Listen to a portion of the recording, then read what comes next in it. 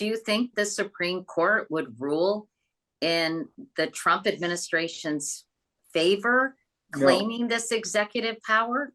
no, I think they will go along with him insofar as he is saying, I am a single head of the executive branch, but they will not allow the executive branch to swallow the other two branches.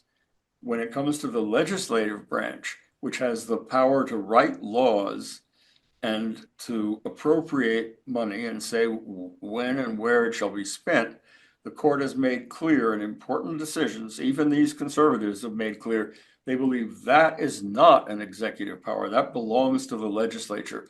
And I predict that they're going to stick with that. I also predict that they're going to insist on the power of another branch of government that they care a lot about, namely the judicial branch. All nine of them really want their branch of government to be paramount.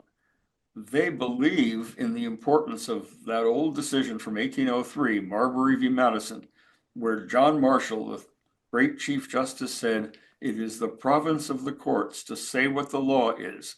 It sounds like you have a lot of faith in the Supreme Court issuing a strong ruling against Trump as a way to perhaps Well, assert its authority. that overstates it. A lot of faith, no. I do think when it comes to a clash between genuine executive power and lawmaking and spending power, the power of the purse, the court is more likely than not, that's about as far as I'd go, to hold up the separation of powers and force the congressional power of the purse against executive usurpation.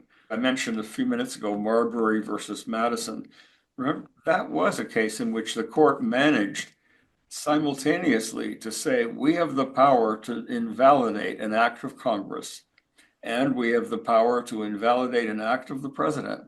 But it managed to do it in a way that did not require that it issue any order at all to the president or the secretary of state, who were the parties in that case, because it feared that if it did issue such an order, it might be defied.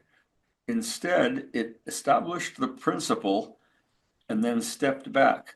So the court's experience in directly confronting the other branches indicates that it has techniques for avoidance, for ducking and bobbing and weaving rather than entering the ring and potentially getting knocked out.